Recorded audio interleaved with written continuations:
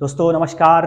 मैं आपके बीच में पुनः उपस्थित हूं और मैं दोस्तों आज पॉलिटी के सेक्शन को लेकर आगे बढ़ूंगा। और आप सबको मालूम है कि पॉलिटी के अंतर्गत हम लोग नीति निर्देशक तत्वों को पढ़ रहे हैं।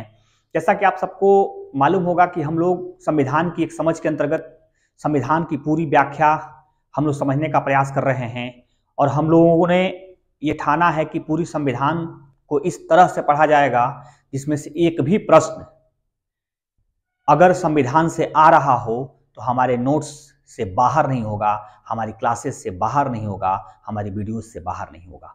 तो इस तरह से दोस्तों आप भी अगर पॉलिटी के गंभीर क्लास को चाहते होंगे और यूपीएससी या फिर पीसीएस जैसे परीक्षाओं को क्रैक करना चाहते होंगे तो हमारे पॉलिटी से जरूर से बने रहिएगा। आपके हर आर्टिकल पर आपकी नज़र रहेगी और मैं बता रहा हूं कि संविधान का हर आर्टिकल हम चाहेंगे कि छू लें और हर व्यवस्था को हम समझा दें, जिसमें आपके किसी भी तरह से किसी भी घुमावदार प्रश्न से भी आप घबराएं ना और ना आपके सामने समस्या बनकर आए, वह प्रश्न निश्चित तौर पर आपसे हल हो सके, ऐसी उम्मीदों से हम क्लास को लगातार कंटिन्यू किए हुए हैं। दोस्तों मैं बता दूं कि हम लोग नीति निर्देशक तत्व के पूरी व्याख्या हम लोग पढ़ चुके हैं। नीति निर्देशक तत्व कब प्रारंभ हुआ, किसके द्वारा प्रारंभ हुआ, दुनिया के कितने देशों में इसकी शुरुआत की गई है, भारत के कौन से लोग इन संबंध के या नीति निर्देशक तत्वों के संबंध के जो आर्टिकल हैं उस पर क्या क्या लोगों ने विचार अपने दिया है, इसको भी हम आगे पढ़ेंगे। लेकिन मैं बता दूं कि लास्ट टाइम पे हमने नीति निर्देशक तत्वों के अंतर्गत अनुच्छेद 36, 37, 38 और 39 तक पढ़ते हुए हम लोग 39C तक पढ़ लिए थे। और 39C में हम लोगों ने देखा था कि सरकार को या राज्यों को ऐसी व्यवस्था बनाए रखना चाहिए जिससे कि सर्वसाधारण के लिए अहितकारी न हो, अर्थात हर व्यक्ति के लिए, साधारण से साधारण व्यक्तियों के लिए हितकारी हो सके।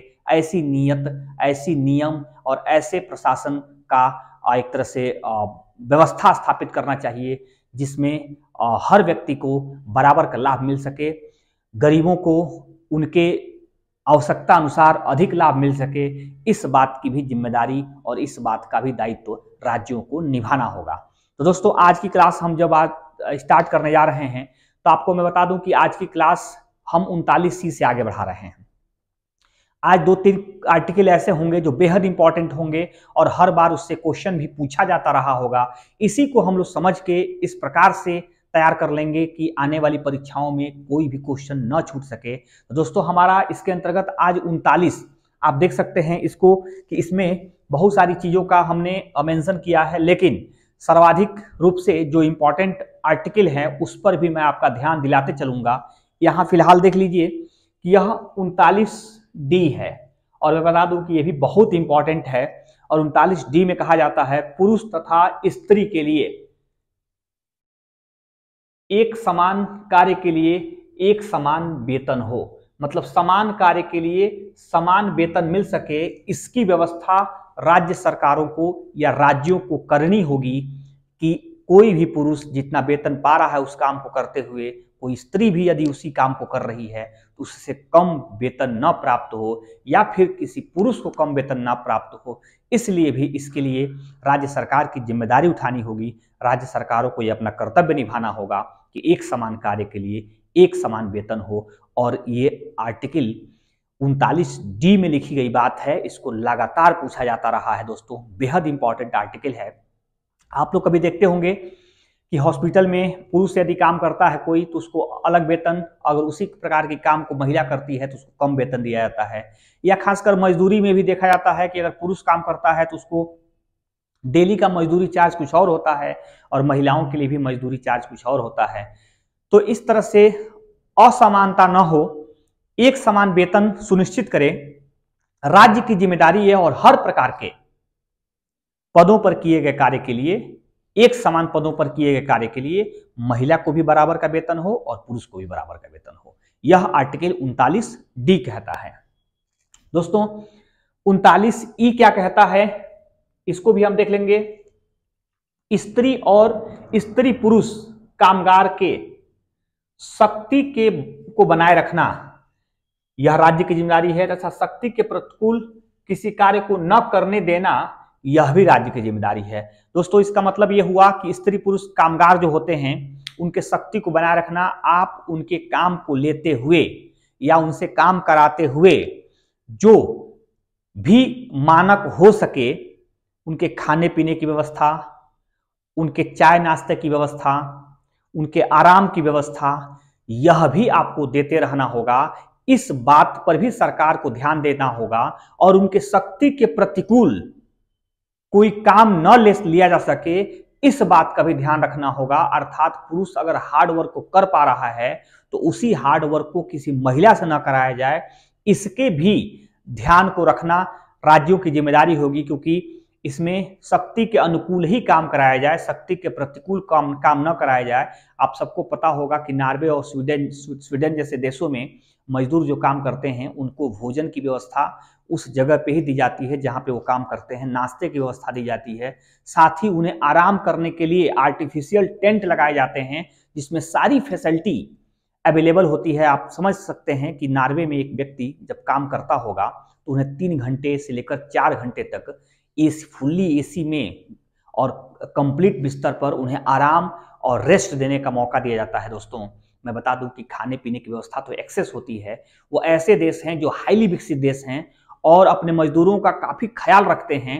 तो इस तरह से कहीं ना कहीं हमारे देश में भी ये व्यवस्था कब आएगी, जब हमारे मजदूरों के लिए, हमारे कामगारों के लिए सरकार उनके शक्ति को बनाए रखने की सारी व्यवस्था कर रखेगी तथा उनके शक्ति के विपरीत किसी काम को न करने के लिए एक सुनिश्चित व्यवस्था बनाएगी, जहां हर कोई मजदूर अपने गर्व को, अपने कार्यों को करते हुए गौरवान्वित हो सके और अपने शक्ति को बनाए रखने में सफल रहे। तो दोस्तों कहीं ना कहीं ये 39 था जिसमें स्त्री पुरुष कामगारों के शक्ति को बनाए रखने के लिए जिम्मेदारी दी गई है और राज्यों को जिम्मेदारी दी गई है। और मैं बार बार आपको ये बता रहा हूं कि राज्य शब्द किसे कहते हैं। दोस्तों राज्य शब्द जो अनुच्छेद 12 में उल्लेखित राज्य है, वही राज्य हम अनुच्छेद 36 से लेकर 51 तक के सभी अनुच्छेदों में यदि हम आपको याद दिला रहे हैं तो वही राज्य है जो मौलिक अधिकार में राज्य कहा जाता है। उसी राज्य को पुनः नीति निर्देशक तत्वों में भी आगे बढ़ाया गया है। अर्थात राज्य की परिभाषा जो अनुच्छेद 12 में दी गई है वही अनुच्छेद 36 के अंतर्गत राज्यों को नीति निर्देशक तत्वों में भी शामिल किया गया है। और इस तरह से देखा जाए दोस्तों तो कहीं ना कहीं राज्य 4 प्रकार के होते हैं और पिछले वीडियो में आप जाकर हमारे राज्य के चारों प्रकारों के बारे में जान सकते हैं, किसे राज्य का दर्जा दिया गया है और क्यों उसे राज्य का दर्जा दिया गया है, इस बात का भी उल्लेख देख पाएंगे। इसके लिए आपको 2 जगह जाना पड़ेगा। आप चाहें तो हमारे वीडियोस को देखते हुए एक फंडामेंटल राइट्स के जब संबंधित जो वीडियो होंगे उसके अनुच्छेद 12 को पढ़ लीजिएगा, या नीति निर्देशक तत्वों के संबंध में जो प्रारंभिक वीडियो है जिसमें अनुच्छेद 36 से प्रारंभ हो रहा है उसमें भी मैंने राज्य को परिभाषित किया है। तो दोस्तों वही राज्य है जिसको बार बार यहां उल्लेखित कर रहा हूं। अब अनुच्छेद 39F देख लीजिए। 39F क्या कह रहा है दोस्तों, बालकों के स्वास्थ्य तथा गरिमामयी वातावरण का विकास करना।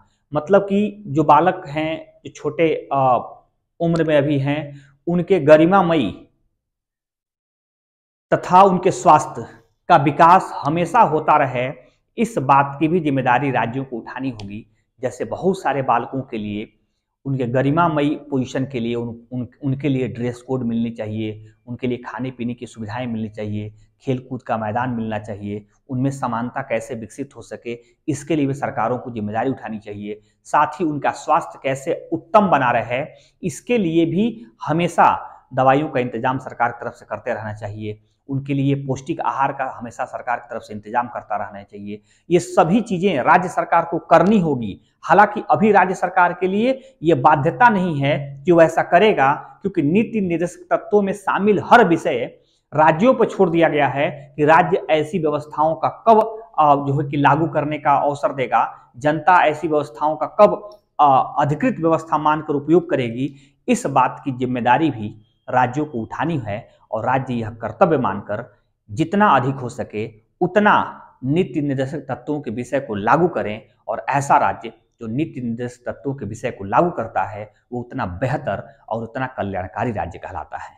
दोस्तों हमारा F तक था जो 39F की बात कर रहा है। अब बेहद इंपॉर्टेंट आपके सामने एक मैं आर्टिकल पढ़ाने जा रहा हूं जिसे अनुच्छेद 40 कहते हैं। और अनुच्छेद 40 कहीं ना कहीं इस पर लगातार प्रश्न बनता रहा है, लगातार प्रश्न पूछा जाता रहा है। अनुच्छेद 40 क्या है? ग्राम पंचायतों का गठन किया जाए। कितना इंपॉर्टेंट है, आप जानते होंगे कि भारत गांव का देश है। भारत में 70% से अधिक आबादी अभी भी गांव में रहती है।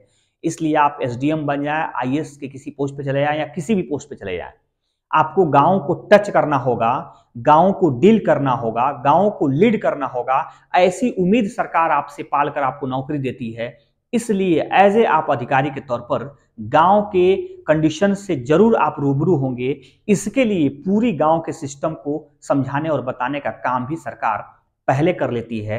ट्रेनिंग के दौरान भी आपको गांव के सिस्टम को समझा दिया जाता है। और भारत में गांव तभी स्वावलंबी होंगे, राजनीतिक रूप से अधिकृत होंगे, जब गांव में ग्राम पंचायतों का गठन किया जाएगा।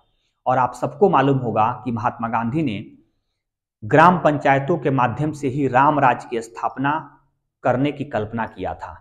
मतलब ग्राम पंचायतों के माध्यम से ही राम राज्य स्थापित हो सकेगा, ऐसी कल्पना महात्मा गांधी ने किया था। और बहुत सारे लोग, हालांकि भारत में पंच परमेश्वर का सिस्टम बहुत पुराना है, बहुत प्राचीन है, लेकिन जो पंचायत हुआ करती थी उसमें सिर्फ कानूनी फैसले लिए जाते थे। झगड़े, मारपीट, मनमुटाव इत्यादि के फैसले लिए जाते थे। वहां उस पंच परमेश्वर को गांव के विकास करने के लिए फंड नहीं हुआ करता था, गांव के विकास करने के लिए रोड मैप नहीं हुआ करता था। लेकिन जो हम ग्राम पंचायत जो राजनीतिक रूप से स्थापित करने की बात कर रहे हैं, वह फुल्ली तौर पर मिनी सरकार के रूप में गांव में काम करेगी। अर्थात प्रधानमंत्री से लेकर प्रधान, जो गांव का मुखिया कहलाएगा, वह भी अधिकारों से लैस होगा और उससे भी काम कराने के लिए फंडिंग होंगे। और वह भी काम कराने के लिए अधिकृत एक शासक होगा, जो गांव के ही लोग मिलकर गांव के ही किसी एक व्यक्ति के चुनाव के द्वारा उसको पद दिलाएंगे, उसको प्रधान बनाएंगे, उसको मुखिया बनाएंगे या गांव का प्रमुख बनाएंगे। तो इस तरह से दोस्तों ग्राम पंचायत गठन किया जाएगा तथा स्वायत्त संस्था के रूप में विकसित किया जाएगा। आप सबको मालूम होगा कि अनुच्छेद 40 के अंतर्गत ही हमारे देश में अनुच्छेद 243 भी है, जो और भाग 9 भी है तथा अनुसूची 11 है, जिसमें ग्राम पंचायतों का उल्लेख किया गया है। और आपको यह भी मालूम है कि 73वां संविधान संशोधन 1992 के अंतर्गत ग्राम पंचायतों को संवैधानिक दर्जा प्रदान कर दिया गया था। और अनुच्छेद 40 में भी इसका उल्लेख है कि जितना अधिक से अधिक हो सके ग्राम पंचायतों को सशक्त बनाया जाए। हमारे देश में ग्राम पंचायतों को के लिए सूचियां दी गई हैं, जिसमें 29 सूची लगभग ग्राम पंचायतों के लिए दिया गया है। मतलब 29 प्रकार के कार्यों को करने की जिम्मेदारी ग्राम पंचायतों को है। और यह कार्य करते हुए उनके पास एक फंड होगा जिसका उपयोग वो करते हैं। हमारे देश में सामान्य तौर पर त्रिस्तरीय शासन व्यवस्था की स्थापना की गई है। हालांकि कहीं द्वि स्तरीय भी शासन व्यवस्था संचालित हो रही है, लेकिन त्रिस्तरीय शासन व्यवस्था भारत के अन्य गांवों में और बहुत सारे राज्यों में भी विकसित है, जहां 3 स्तर पर गांव के विकास को करने के लिए पद बनाए गए हैं। दोस्तों, बलवंत राय मेहता समिति ने 3 स्तरीय ग्राम पंचायत गठित करने का सुझाव दिया था। और उसी के आधार पर भारत में पहली बार ग्राम पंचायत का गठन राजस्थान के नागपुर में हुआ था, राजस्थान के नागौर में हुआ था। नागौर में 1959 में सबसे पहले ग्राम पंचायत की शुरुआत की गई थी। पंडित जवाहरलाल नेहरू द्वारा इस ग्राम पंचायत का गठन किया गया था, इसका उद्घाटन भी किया गया था। दोस्तों मैं बता दूं, हालांकि पहली बार राजस्थान में क्वेश्चन पूछ दे दूसरी बार ग्राम पंचायत गठन कहां हुआ था, तो आपका आंसर होगा आंध्र प्रदेश। याद होगा आपको कि दूसरी बार ग्राम पंचायत का गठन कहां किया गया, तो आंध्र प्रदेश होगा। हालांकि पहली बार ग्राम पंचायत का गठन राजस्थान राज्य में हुआ था। दोस्तों इस तरह से 40 बार बार, और मैं इस पर जोर देकर इसलिए पढ़ाया हूं कि 40 बेहद इंपॉर्टेंट है। आप इस 40 को ध्यान पूर्वक रखते हुए रिपीट कर लीजिएगा, और आने वाले हर परीक्षाओं में बेहद इंपॉर्टेंट रूप से पूछा जाता है, इसलिए अनुच्छेद 40 आपको याद रखनी होगी। हालांकि मैं पूरा पंचायत को लेकर एक अलग क्लास आपके लिए दूंगा, जिसमें स्थानीय ग्राम पंचायत होगा और शहरी निकाय होगा। इसके लिए कंप्लीटली एक मैं अलग से वीडियो बनाऊंगा, जिसमें पूरा चैप्टर आपको ग्राम पंचायत और स्थानीय शहरी निकायों पर ही आधारित होगा, लेकिन यहाँ अनुच्छेद 40 का उल्लेख मैं करते चल रहा हूं। नेक्स्ट देखते हैं दोस्तों, 41 क्या कहता है। कुछ दशाओं में, क्या दशा है? बेगारी, बेरोजगारी और बीमारी। इस दशा में कोई बीमार हो, कोई बेरोजगार हो, किसी के सामने बेगारी की समस्या हो, ऐसी स्थिति में भी राज्य सरकारों को काम, शिक्षा और लोक व्यवस्था को पाने का अधिकार देना होगा। मतलब राज्य सरकार ऐसी व्यवस्था करे, जो व्यक्ति बेरोजगार है, जो व्यक्ति बीमार है, जो व्यक्ति बेगार है, जिनके सामने बेगारी की समस्या है, ऐसे लोगों तक राज्य सरकार पहुंचकर काम उन्हें देने का काम व्यवस्था स्थापित करे, शिक्षा देने की व्यवस्था स्थापित करे, लोक व्यवस्था स्थापित करने का अवसर दे। मतलब उन्हें भी समाज से वंचित न रहना पड़े, वो भी देश में योगदान देते रहें, अपने कर्तव्यों को समझते रहें, देश हित में काम करते रहें। इसलिए हर प्रकार के लोगों तक सरकार पहुंचकर काम, शिक्षा और इत्यादि का अवसर देती रहे। यह अनुच्छेद 41 में कहा गया है। एक बात जरूर ध्यान रख लेंगे 41 के अंतर्गत, कि हर एक व्यक्ति को सरकार की व्यवस्था करनी है, चाहे वो व्यक्ति बेगार हो, बेरोजगार हो या बीमार हो। ऐसे व्यक्तियों को भी राज्य सरकारों को अवसर देना होगा, खासकर काम और शिक्षा का अवसर अनिवार्य रूप से देना होगा। अब अनुच्छेद 42 क्या कहता है, देख लेते हैं। काम के लिए न्याय संगत तथा मानवीय कार्य दशाओं, यथोचित वेतन और मातृत्व सहायता उपलब्ध कराना। दोस्तों इसमें कुछ बातों का उल्लेख है कि काम के लिए कभी भी काम करना होगा तो न्याय संगत परिस्थितियों में ही काम हो सकता है। ऐसा नहीं कि बिना खिलाए बिना पिलाए आप लगातार उस व्यक्ति से काम लेते रहिए। न्याय आधारित काम हो, जिसमें न्याय संगत तथा मानवीय कार्य दशाओं का, जिसे मानव कर सके, ऐसी कार्य दशा विकसित कीजिए जहां मानव जाकर काम कर सके, वहां न्याय प्रिय काम हो सके। इस बात की जिम्मेदारी उठानी होगी राज्य को। और ये कह रहा है यथोचित वेतन, और लगातार उनको वेतन मिलता रहे, काम करने के बाद वेतन मिल सके, ऐसी भी व्यवस्था स्थापित करनी होगी राज्य सरकारों को। तथा मातृत्व सहायता भी उपलब्ध होती रहे। आप समझ सकते हैं कि यदि कोई महिला हो तो उससे उसके प्रेगनेंसी के दौरान, उसके गर्भावस्था के दौरान यदि बच्चे पेट में हो तो मातृत्व सहायता लगातार मिलती रहे, ट्रीटमेंट मिलती रहे, आराम मिलती रहे, रेस्ट मिलती रहे, उन्हें छुट्टियां मिले। इस प्रकार की भी सुविधाएं राज्य सरकार को देनी होगी। यह भी जिम्मेदारी राज्य को उठानी है। यह अनुच्छेद 42 के अंतर्गत सभी राज्यों का कर्तव्य और दायित्व है। दोस्तों आर्टिकल 43 बहुत इंपॉर्टेंट है, मैं इसको इंपॉर्टेंट मानकर आपके सामने पढ़ाने का प्रयास करूंगा। 43 लगातार क्वेश्चन बने हैं। क्या कहता है 43? कर्मचारियों के लिए निर्वाह मजदूरी, लगातार ऐसा मजदूरी मिले जिससे वो अपना जीवन निर्वाह कर सकें। ऐसा नहीं कि डेली का खर्च, अगर उसके परिवार का खर्च अगर 500 रुपया हो और मजदूरी मिल रहा है 200 रुपया, वो 200 रुपया कमाकर भी अपने जीवन नहीं जी पाएगा। इसलिए राज्य सरकारों को जिम्मेदारी उठानी होगी कि निर्वाह मजदूरी उसे प्रदान किया जाए। तथा राज्य का यह भी प्रयास होगा कि गांव में व्यक्तिगत, यहां देख सकते हैं, व्यक्तिगत या सहकारी आधार पर कुटीर उद्योगों को प्रोत्साहन दे। मतलब गांव में कुटीर उद्योग स्थापित हो, निर्वाह मजदूरी की तो व्यवस्था करे ही करे सरकार की यह कोशिश हो कि व्यक्तिगत रूप से या सहकारी रूप से गांव में छोटे छोटे उद्योग स्थापित करता जाए, ताकि गांव के लोग गांव में ही रोजगार पा सकें, घर पर रहकर खेती बाड़ी भी कर सकें और रोजगार से भी जुड़ सकें। दोस्तों, कुटीर उद्योगों की स्थापना सरकार की प्राथमिक जिम्मेदारी है, क्योंकि भारत गांव का देश है और भारत में सबसे अधिक उद्योग अगर है तो कुटीर उद्योग है, सीमांत उद्योग है, छोटे उद्योग है, लघु उद्योग है। इसमें भारत की सर्वाधिक आबादी लगी हुई है और मैक्सिमम आबादी को इस पर रोजगार भी मिलता है। इसलिए सरकारों को यह जरूरी से अपने दायित्व को निभाना होगा कि गांव में कुटीर उद्योग स्थापित हो सके, चाहे वो उद्योग व्यक्तिगत हो, चाहे वो उद्योग सहकारी हो। साथ ही 43 में एक और बात आप निश्चित कर लीजिए, मनरेगा, यहां देख सकते हैं, मनरेगा भी इसी के अंतर्गत प्रारंभ किया गया था। 43 के अंतर्गत ही मनरेगा प्रारंभ किया गया था और आपको पता होगा कि एक रोजगार का अवसर देता है मनरेगा। मनरेगा 2006 में प्रारंभ किया गया था। फरवरी 2006 में नरेगा नाम से यह प्रारंभ था, लेकिन 2 अक्टूबर सन 2009 को 2 अक्टूबर सन 2009 को नरेगा का नाम बदलकर मनरेगा कर दिया गया। पहले राष्ट्रीय ग्रामीण रोजगार गारंटी योजना थी, उसके बाद इसका नाम महात्मा गांधी राष्ट्रीय रोजगार गारंटी योजना कर दिया गया।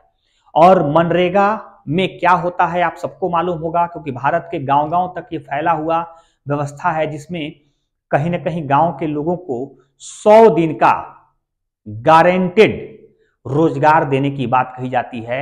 एक वर्ष में एक व्यक्ति को 100 दिनों का गारंटी रोजगार दी जाएगी सरकार की तरफ से, यह सुनिश्चित किया गया है। दोस्तों, एक कार्य दिवस, जिसे वार्षिक कार्य दिवस हम लोग कहते हैं, उसमें एक व्यक्ति साल भर के भीतर 365 दिनों में से कम 100 दिनों का रोजगार प्राप्त करता है, तो एक मानव श्रम दिवस के रूप में उसकी गणना होती है। और एक मानव श्रम दिवस राज्य सरकारों के द्वारा देने की बात की गई है, वो मनरेगा के अंतर्गत देने की बात की गई है। खासकर गांव में मनरेगा का मजदूर ज्यादा मात्रा मिलते हैं, तो यही आर्टिकल 43 जहां लोगों को ऐसी व्यवस्था स्थापित करने की बात कर रहा है जिसमें कुटीर उद्योग गांव में स्थापित हो सके, स्वायत्त तथा व्यक्तिगत छोटे उद्योग गांव में स्थापित हो सके, मनरेगा जैसे कार्यक्रम आगे बढ़ाया जा सके, इस प्रकार के जिम्मेदारी को राज्य उठाएगा, यह आर्टिकल 43 कहता है। और कुटीर उद्योग से प्रश्न है, आपसे पूछा जाएगा, निश्चित एकदम रहिए, क्योंकि कुटीर उद्योग पर बहुत बार प्रश्न पूछा जाता रहा है। मनरेगा एक बहुत बड़ा कार्यक्रम है भारत में, जो मनमोहन सिंह की सरकार ने 2006 में प्रारंभ किया था। हालांकि मोदी जी की सरकार ने इस पर अंकुश लगाने का प्रयास किया, फिर भी मोदी जी ने स्पष्ट कर दिया कि यह कार्यक्रम आगे चलेगा और लगातार चलेगा। इस पर अंकुश लगने के बजाय इसकी फंडिंग को लगातार बढ़ाया गया, इसके विस्तार को किया गया, ट्रांसपेरेंसी लाने का प्रयास किया गया। तो मनरेगा आज लगातार सुखद रूप से भारत के विकास में योगदान दे रहा है। वह अनुच्छेद 43 के अंतर्गत ऐसा कार्यक्रम प्रारंभ हुआ था। अब देखते हैं अंतिम आज का आर्टिकल क्या है, आर्टिकल 44। और आर्टिकल 44 भी बेहद इंपॉर्टेंट, जैसे आर्टिकल 43 है वैसे ही आर्टिकल 44 है। इसमें क्या कहता है, नागरिकों के लिए समान सिविल संहिता प्रदान किया जाएगा। नागरिकों के लिए समान सिविल संहिता का मतलब क्या होता है मैं आपको बता दूं। हालांकि यह सिविल कोड इसको कहा जाता है, और नागरिक संहिता भी इसको कहा जाता है, सिविल संहिता भी इसको कहा जाता है। और यह भारत में अनुच्छेद 44 के अंतर्गत 44 के अंतर्गत बराबर की बात करता है। हर व्यक्तियों को एक समान कानून, चाहे किसी भी स्थान का व्यक्ति हो, चाहे किसी भी धर्म, पंथ और संप्रदाय का व्यक्ति हो, जब एक कानून के अंतर्गत पूरे भारत के नागरिक आ जाएंगे तो ऐसा तभी हो पाएगा जब सिविल संहिता लागू हो पाएगा। और मैं आपको बता दूं कि सिर्फ अभी तक गोवा ही मात्र भारत का ऐसा राज्य है जो पूर्णतः सिविल संहिता को लागू करते हुए, एक समान नागरिक संहिता को लागू करते हुए अपने राज्यों के शासन का संचालन करता है। हालांकि भारत में अब धीरे सही लेकिन इसकी मांग शुरू हो गई है और मांग बढ़ती जा रही है, जिसमें आज उत्तराखंड के राज्य सरकार भी सिविल कोड को लागू करने का फैसला किया है। उत्तर प्रदेश में भी इसकी संभावनाएं तलाशी जा रही है। कर्नाटक राज्य सरकार भी यह घोषणा कर चुका है कि हम जल्दी ही नागरिक संहिता को अपने प्रदेश में लागू करेंगे। इससे क्या होगा कि कहीं न कहीं भारत में जानवरों के जो हत्याएं होती हैं उनको मारने का और उनको नुकसान पहुंचाने का काम किया जाता है, वो भी रुकेगा। इसके अंतर्गत 3 तलाक जैसे महिलाओं के खिलाफ कुप्रथा जो है वो भी खत्म होगा। इसके अंतर्गत कोई व्यक्ति एक से अधिक शादी नहीं कर पाएगा, इसकी भी व्यवस्था की जाएगी। और तमाम तरह के एक समान व्यवस्था को स्थापित करते हुए देश में हर वर्ग के लोगों के लिए एक ही कानून होगा, चाहे किसी धर्म का व्यक्ति हो, चाहे किसी संप्रदाय का व्यक्ति हो या किसी पंथ का व्यक्ति हो। दोस्तों मैं बता दूं कि आप सबको मालूम होगा कि भारत में कुछ धर्मों में शरीयत कानून को भी फॉलो कराया जाता है, कुछ धर्मों में अलग कानून को भी मान्यता दी गई है, और इस प्रकार के सभी कानून इस देश से समाप्त हो जाएंगे और सिर्फ एक कानून जो सिविल संहिता आधारित कानून होगा वही देश में काम करेगा, जिससे हर व्यक्ति एक ही प्रकार की पद्धति को अपनाएगा, एक ही प्रकार के कानून के दायरे में उसके सारे कार्य आएंगे, जिससे किसी के प्रति भेदभाव नहीं होगा, किसी के साथ उसके अधिकारों का हनन नहीं होगा, किसी के साथ कोई कुछ गलत नहीं होगा, कोई कानून से बाहर नहीं होगा। यह भी बात कहीं न कहीं प्रतिस्थापित हो जाएगी यदि अनुच्छेद 44 के अंतर्गत सिविल कोड को लागू कर दिया जाएगा। हम भी मांग करते हैं कि जितना जल्दी हो सके भारत में सिविल कोड लागू हो। अगर ऐसा हो पा रहा है तो भारत के हर वर्ग के लोगों के लिए, हर संप्रदाय के लोगों के लिए एक बेहतर उन्नति का अवसर आएगा, जिसमें सबके लिए एक कानून, सबके लिए एक विधान के साथ देश में जीवन चलाने के लिए तथा कार्यों को करने के लिए अवसर प्राप्त होगा।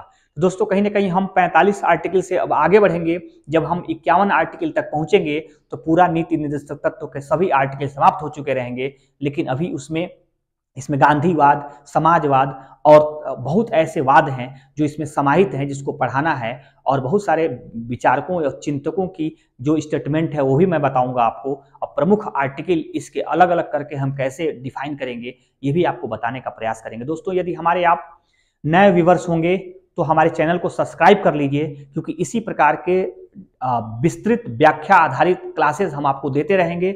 मैं वादा करता हूं कि पॉलिटी जितनी अच्छी हमारे यूट्यूब क्लास पे पढ़ सकेंगे, मैं पूरी यूट्यूब क्लास पे आप देखिएगा, कहीं भी इतने विस्तार से आपको चीज़ों को नहीं देखने को मिलेगा। तो दोस्तों आप हमारे सब्सक्राइब करके हमारे चैनल पर बने रहिए, ताकि लगातार वीडियो आप तक समय पर पहुंचता रहे। आप पूरा वीडियो देखें दोस्तों, इसके लिए बहुत बहुत धन्यवाद। Thank you.